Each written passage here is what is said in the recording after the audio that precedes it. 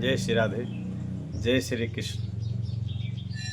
जय श्री कृष्ण। देखिए, हमें तो कभी कभी आप लोगों की सोच पर हंसी आती है कि आपकी सोच किस प्रकार है। आप सोचते हैं कि हम भगवान की पूजा करते हैं, आराधना करते हैं, जप करते हैं, रामायण करवाते हैं, रामायण करते हैं तो हमारी रक्षा भगवान करेगा, है ना। हम मंदिर जाते हैं और बड़ी अच्छी पूजा करते हैं, नारियल चढ़ाते हैं, चुनरी चढ़ाते हैं, साष्टांग वहाँ प्रणाम करते हैं, बड़ी शालीनता के साथ आप जाते हैं तो हमारी रक्षा भगवान अवश्य करेगा।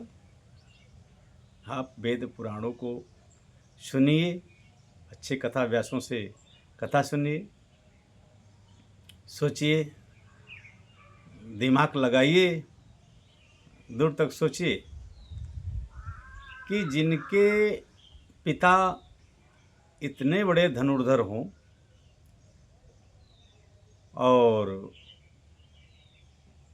अपने गुरु से धनुष विद्या सीखे हों, जिनके पास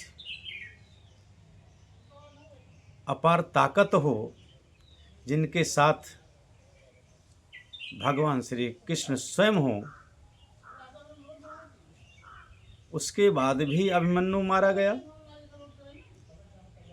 उसके बाद भी अभिमन्यु मरा और बचा नहीं पाए। स्वयं भगवान श्री कृष्ण जिसके साथ हों उसको भगवान ने नहीं बचाया। जिसका पिता धनुर्धर हो वो अपने पुत्र को नहीं बचा पाया मौत से, तो आपको कैसे बचा लेंगे भगवान? बताइए हमको। आप क्या आपसे कम पूजा करते थे अभिमन्यु? आपसे कम पुजारी थे अर्जुन? आपसे कम ताकतवर थे भीम, नकुल, सहदेव, युधिष्ठिर?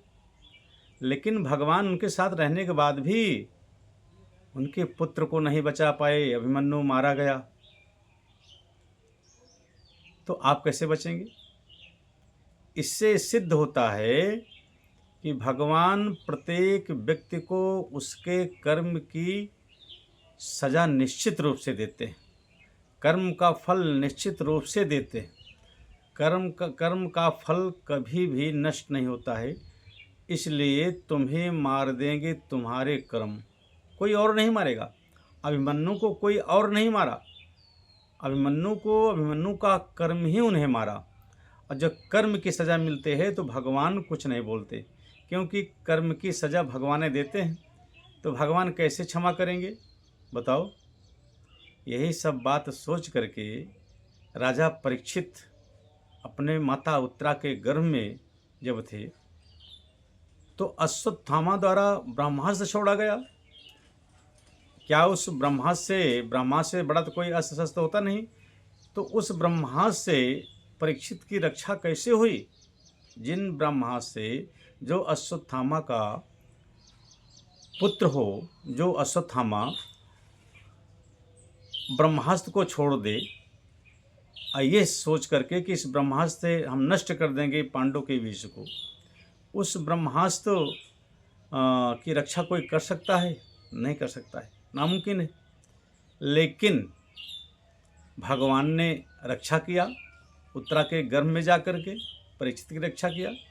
तो वही परीक्षित ने सोचा कि जिस ब्रह्मास्त्र से संसार नष्ट हो जाता है, जिस ब्रह्मास्त्र से मैं नष्ट हो जाता और मैं नष्ट हो गया था, भगवान ने पुनः जीवित कर दिया अपनी कला से। ये सोच करके राजा परीक्षित राज्य का परित्याग कर दिया, भगवान के चरणों में चले गए। तो आप जानते हैं भगवान की भगवत्ता को, फिर भी भगवान के शरण नहीं जाते। आप जानते हैं कि मेरे द्वारा जो कर्म किए गए हैं उसका फल मुझे मिलेगा, वो फल जो है कहीं और नहीं जाएगा, वो फल लौटा करके भगवान मुझे ही देंगे। मेरे कर्म के द्वारा जो फल बनता है उसे मैं ही पाऊंगा, कोई और नहीं पाएगा। उसके बाद भी आप बुरा कर्म करते हैं, गलत सोचते हैं, द्वेष करते हैं, ईर्ष्या करते हैं, निंदा करते हैं, फिर भी ये उम्मीद करते हैं कि भगवान मुझे अच्छा ही अच्छा करे। ऐसा कैसा संभव है बताओ। इसलिए कर्म को सुधार लो। पूरे भागवत में, पूरे राम कथा में, किसी भी वेद पुराण में यदि आप सार पे जाएंगे तो लास्ट में इसका सार यही होगा कि आपके कर्म की ही सज़ा मिले। पूरे भागवत में, भागवत हो जाने के बाद क्या परीक्षित जी को उनके कर्म की सज़ा नहीं मिली? बताओ हमको। कोई भी व्यास हमें कमेंट करेगा इस वीडियो को देखने के बाद, तो क्या परीक्षित जी श्री सुखदेव महाराज के इतना उपदेश देने के बाद भी क्या उनका कर्म मिट गया? नहीं मिटा। कर्म की सज़ा परीक्षित को मिली। परीक्षित ने अपने सत्कर्मों से अपने आप को कृतार्थ कर दिया, लेकिन जो तक्षक था वो तक्षक आकर के परीक्षित के शरीर को डसा। मैंने उनके कर्म की सज़ा उन्हें मिली। भगवान की पूजा, भगवान की आराधना, भगवान में सम्मिलित हो जाने का मतलब ये नहीं है कि आपका कर्म नष्ट हो जाएगा। अगर कर्म नष्ट हो जाता तो श्रृंगी ऋषि का श्राप समाप्त हो जाता, लेकिन नहीं, श्रृंगी ऋषि का श्राप समाप्त नहीं हुआ। यद्यपि भगवान में परीक्षित मिल गए, लेकिन श्रृंगी ऋषि के श्राप के कारण तक्षक को वहाँ से आकर के और परीक्षित के शरीर को डसना पड़ा। उसके डसने से परीक्षित की शरीर पूरी भस्म हो गई। तो आप कैसे समझते हैं कि मैं भगवान की कथा, भगवान की पूजा अर्चना करने के बाद मैं सुरक्षित रहूँगा?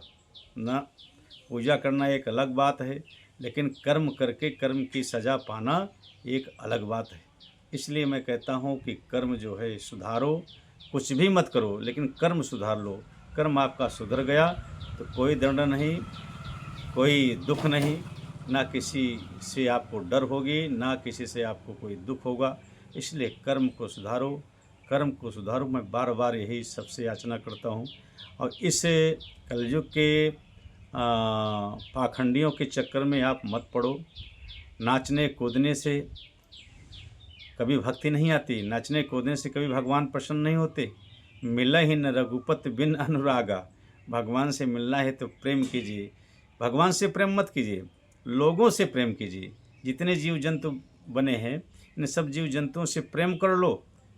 सबसे, किसी से जो है, किसी की निंदा मत करो, किसी से द्वेष मत करो, सबसे प्रेम करो। भगवान स्वतः आपके सामने आकर के खड़े हो जाएंगे। जय श्री राधे, जय श्री राधे, जय श्री कृष्ण।